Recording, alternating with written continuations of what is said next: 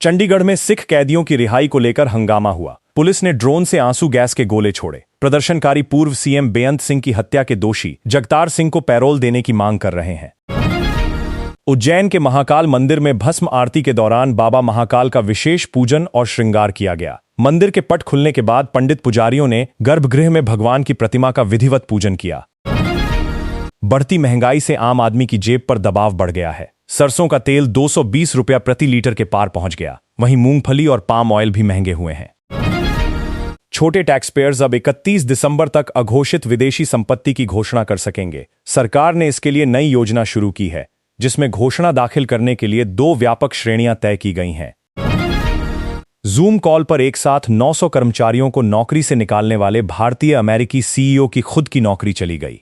बड़े पैमाने पर छंटनी का फैसला करने वाले सीईओ अब खुद कंपनी से बाहर हो गए हैं। भारत के विदेशी मुद्रा भंडार में जबरदस्त उछाल आया है। आरबीआई के ताजा आंकड़ों के मुताबिक भंडार 14.1 अरब डॉलर बढ़कर करीब 707 अरब डॉलर पहुंच गया। E20 पेट्रोल से ही माइलेज कम होने की बात को केंद्र सरकार ने खारिज किया। सरकार ने कहा कि ड्राइविंग स्टाइल और वाहन का रखरखाव भी माइलेज पर असर डालता है। जांच में ईंधन में ज्यादा क्लोराइड या नमी के सबूत नहीं मिले।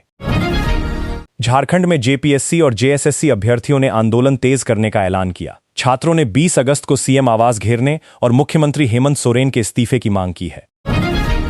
राष्ट्रगान विवाद को लेकर कांग्रेस नेता संदीप दीक्षित ने बीजेपी आईटी सेल प्रमुख अमित मालवीय को कानूनी नोटिस भेजा। बीजेपी से पोस्ट हटाने, बिना शर्त माफी मांगने और 48 घंटे में जवाब देने की मांग की गई है।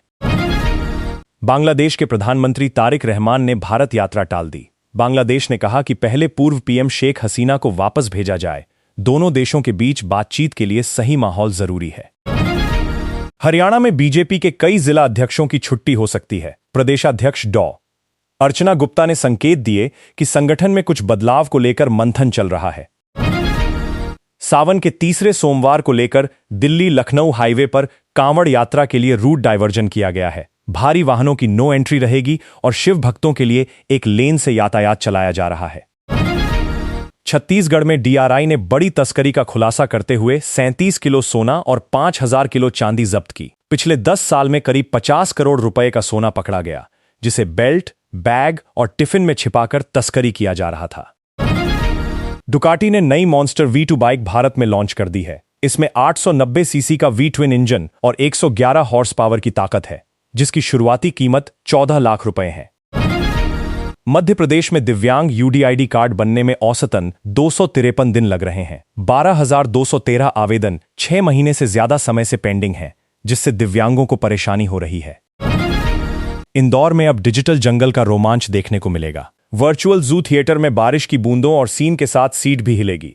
जू प्रबंधन ने इसे भारत का पहला वर्चुअल जू थिएटर बताया है। इजराइल में 27 अक्टूबर को होने वाले चुनाव से पहले प्रधानमंत्री बेंजामिन नेतन्याहू पर हार का खतरा मंडरा रहा है। पूर्व आर्मी चीफ के चुनावी मैदान में उतरने से मुकाबला और दिलचस्प हो गया है।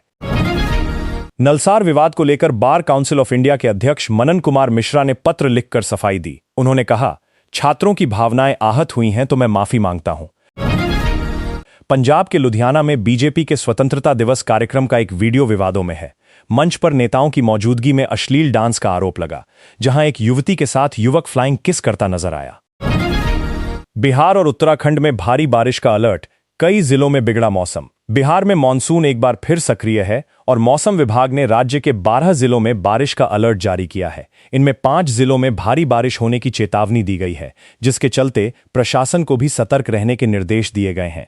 मौसम विभाग के अनुसार बिहार में 19 अगस्त तक मानसून की गतिविधियां सक्रिय रहने की संभावना है। बारिश के कारण कई इलाकों में जलभराव और यातायात प्रभावित होने की स्थिति बन सकती है। वहीं उत्तराखंड में भी मौसम ने एक बार फिर करवट ली है और कई इलाकों में भारी बारिश का खतरा बढ़ गया है। देहरादून समेत राज्य के 5 जिलों के लिए भारी बारिश का अलर्ट जारी किया गया है और ऑरेंज अलर्ट के चलते लोगों को सावधानी बरतने की सलाह दी गई है। पहाड़ी क्षेत्रों में लगातार बारिश के दौरान भूस्खलन और सड़कें बंद होने का खतरा भी बना रहता है। ऐसे में प्रशासन ने लोगों से मौसम की स्थिति को देखते हुए अनावश्यक यात्रा से बचने और स्थानीय चेतावनियों का पालन करने की अपील की है। मुंबई में 7वीं पास लोगों पर इलाज करने का आरोप, 5 डॉक्टरों पर कार्रवाई। मुंबई में बिना पर्याप्त मेडिकल योग्यता के लोगों का इलाज करने का गंभीर मामला सामने आया है। पुलिस ने कार्रवाई करते हुए 5 कथित फर्जी डॉक्टरों के खिलाफ कदम उठाया है। आरोप है कि ये लोग केवल 7वीं कक्षा तक पढ़े होने के बावजूद मरीजों का इलाज कर रहे थे। जांच के दौरान पुलिस ने इनके ठिकानों से करीब 1,19,000 रुपए की दवाएं और मेडिकल सामान जब्त किया है। प्रशासन अब ये पता लगाने की कोशिश कर रहा है कि ये लोग कितने समय से इलाज कर रहे थे और इनके संपर्क में कितने मरीज आए। बिना योग्य चिकित्सकीय प्रशिक्षण के इलाज करना मरीजों की जान के लिए गंभीर खतरा पैदा कर सकता है। गलत दवा या गलत इलाज के कारण मरीज की हालत बिगड़ने के साथ गंभीर स्वास्थ्य समस्याएं भी हो सकती हैं। पुलिस और संबंधित विभाग अब मामले की आगे जांच कर रहे हैं और ये भी पता लगाया जा रहा है कि इस नेटवर्क में और कितने लोग शामिल हो सकते हैं। सावन के तीसरे सोमवार पर दिल्ली लखनऊ हाईवे पर ट्रैफिक डायवर्जन। सावन के तीसरे सोमवार को देखते हुए दिल्ली लखनऊ हाईवे पर कांवड़ यात्रियों की सुरक्षा के लिए ट्रैफिक व्यवस्था में बड़ा बदलाव किया गया है। कांवड़ यात्रा के चलते हाईवे पर भारी वाहनों की एंट्री पर रोक लगाई गई है। शिव भक्तों के लिए यात्रा मार्ग पर अलग व्यवस्था की गई है और फिलहाल एक लेन से कांवड़ यात्री आगे बढ़ रहे हैं। सावन के सोमवार को बड़ी संख्या में श्रद्धालु कांवड़ लेकर शिव मंदिरों की ओर जाते हैं, जिसके कारण हाईवे पर वाहनों का दबाव भी बढ़ जाता है। इसी को ध्यान में रखते हुए प्रशासन ने पहले से रूट डायवर्जन लागू किया है। भारी वाहनों को वैकल्पिक मार्गों से भेजने की व्यवस्था की गई है ताकि कांवड़ यात्रियों को सुरक्षित रास्ता मिल सके। पुलिस और यातायात विभाग की टीमें प्रमुख स्थानों पर तैनात हैं और ट्रैफिक को नियंत्रित कर रही हैं।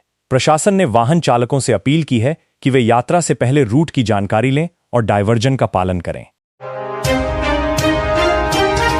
रिफाइनरियों के लिए एलपीजी उत्पादन का नया लक्ष्य। सरकार ने देश में घरेलू एलपीजी की सप्लाई को बनाए रखने के लिए रिफाइनरियों के लिए एलपीजी उत्पादन के नए लक्ष्य तय किए हैं। इस फैसले का मकसद बढ़ती मांग और वैश्विक स्तर पर चल रही आपूर्ति संबंधी चुनौतियों के बीच घरेलू बाजार में गैस की पर्याप्त उपलब्धता सुनिश्चित करना है। इन नए लक्ष्यों में रिलायंस को सबसे बड़ा कोटा दिया गया है, जिससे कंपनी को देश की एलपीजी जरूरतों में बड़ी भूमिका निभानी होगी। सरकार की कोशिश है कि घरेलू उपभोक्ताओं के लिए एलपीजी की सप्लाई में किसी तरह की कमी न आए और बाजार पर अंतर्राष्ट्रीय संकट का असर कम से कम पड़े। इसके लिए रिफाइनरियों के उत्पादन और सप्लाई सिस्टम पर लगातार निगरानी रखी जाएगी। आने वाले समय में एलपीजी की उपलब्धता बनाए रखना सरकार की प्राथमिकताओं में शामिल रहेगा। इस फैसले से घरेलू रसोई गैस की सप्लाई को स्थिर रखने में मदद मिलने की उम्मीद है। स्वतंत्रता दिवस पर जेएनयू में हंगामा। स्वतंत्रता दिवस के मौके पर दिल्ली के जवाहरलाल नेहरू विश्वविद्यालय यानी जेएनयू में विवाद खड़ा हो गया। यहां एबीवीपी की ओर से तिरंगा यात्रा निकाली जा रही थी, जिसका कुछ वामपंथी छात्रों ने विरोध किया। विरोध के दौरान कथित तौर पर विवादित नारे लगाए जाने के बाद माहौल तनावपूर्ण हो गया और दोनों पक्षों के बीच टकराव की स्थिति बन गई। घटना के बाद विश्वविद्यालय की सुरक्षा व्यवस्था पर भी सवाल उठने लगे हैं।